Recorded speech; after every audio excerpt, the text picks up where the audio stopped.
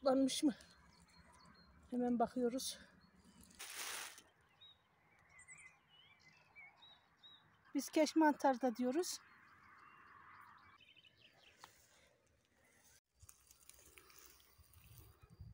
Bugün mantara geldik. Hemen bir tane bulduk. Bakıyoruz. Mor mantar.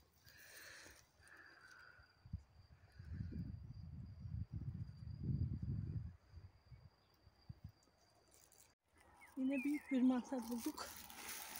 Hemen bakıyoruz. Çok büyük.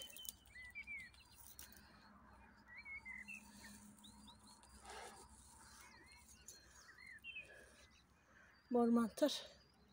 Ama kurtlanmış mı? Hemen bakıyoruz. Kurtlanmış. Çok büyükmüş. Geç kalmışız. Yerine bırakıyoruz.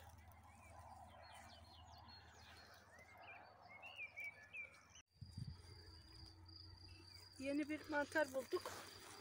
Hemen bakıyoruz. Önceden birileri kesmiş. Biz de bakalım. Mor mantar güzel, taze. Alıyoruz.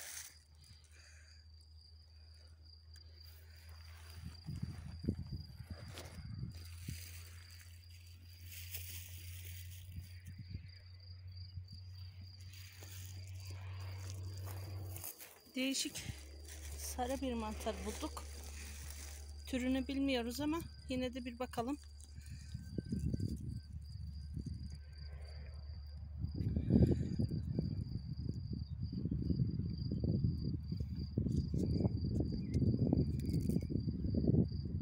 Çok güzel kokusu var. Ama bilmediğimiz için almıyoruz. Bugünkü nasiplerimizi toplamaya devam ediyoruz. Hemen bakıyoruz. Güzel mor mantar. Taze.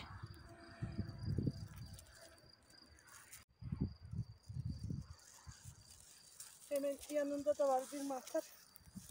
Ona da bakıyoruz.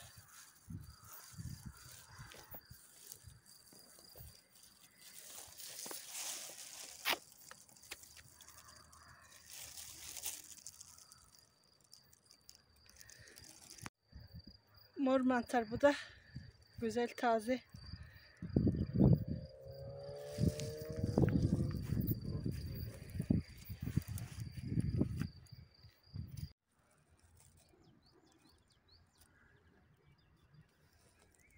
Yine mantar bulduk. Bakıyoruz. Mor mantar. Taptaze.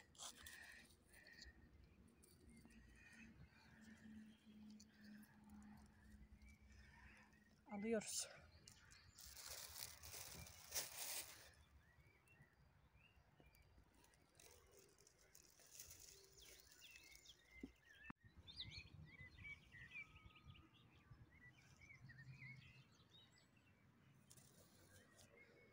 Topraktan yapılmış ilginç bir hayvan yuvası.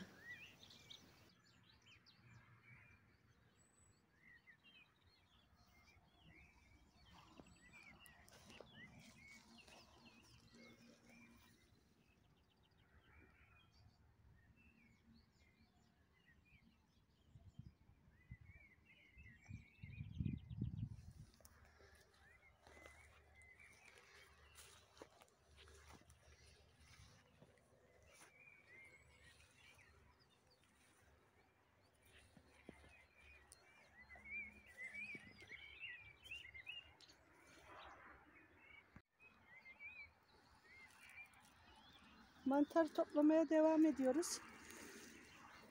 Yine bir mantar bulduk. Hemen bakıyoruz.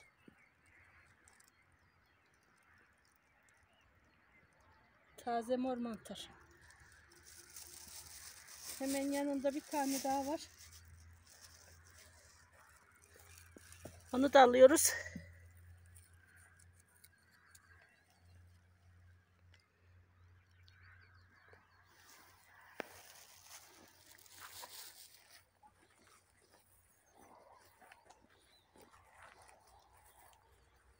hemen alt tarafında 2 tane daha bulduk.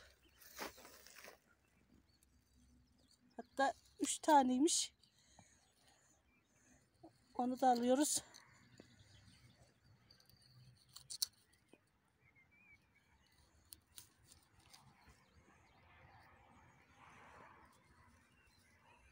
Bunun yarısı gömülmüş. O kalsın.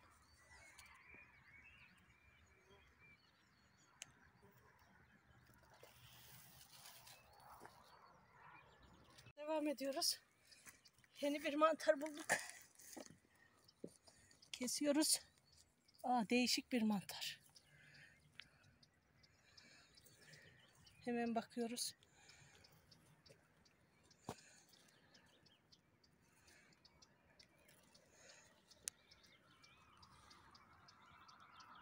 Çok güzel mantar kokuyor.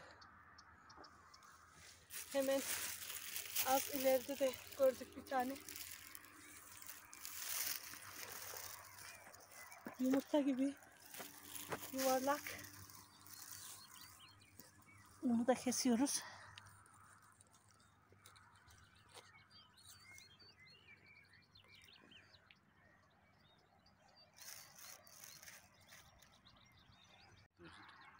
Sarıkulak mantarı, biz keş mantarı da diyoruz.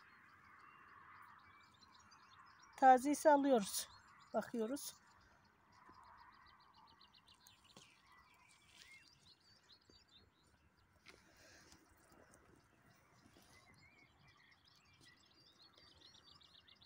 İçi beyaz alıyoruz.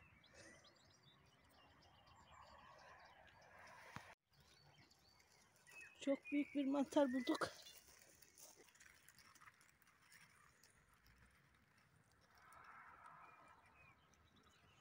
Çok büyük bir mor mantar.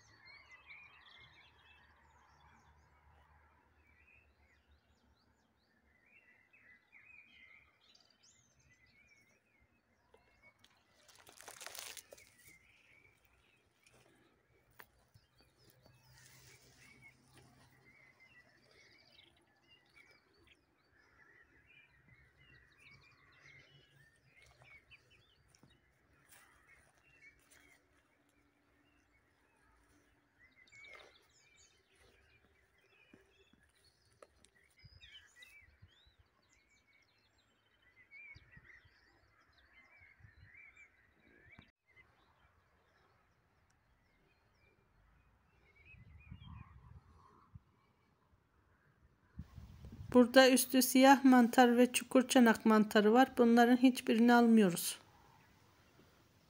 Görsel olarak çekiyoruz.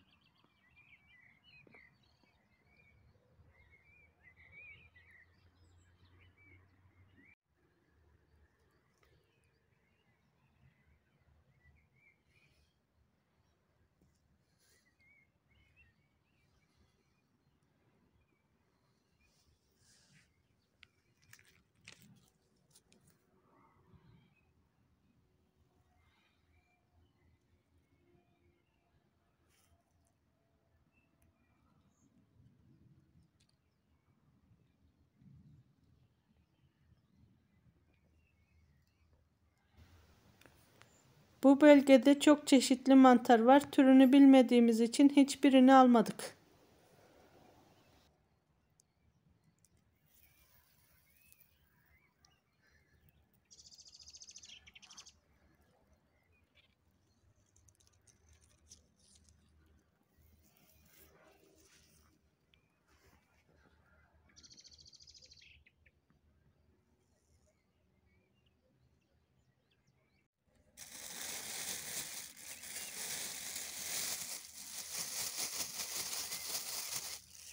Bugünkü nasibimiz.